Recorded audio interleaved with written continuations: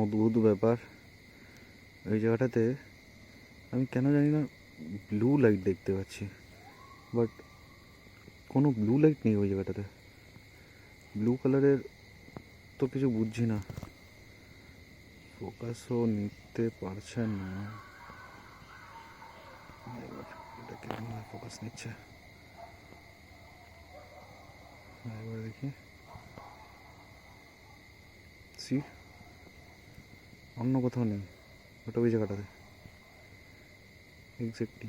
এটা কিরকম ভূতুরে ব্যাপার। একটু আগে একটা ভূতের গল্প শুনছিলাম, মানে ভূতের গল্পই করছিলাম আমরা, বাট ও মাই গড,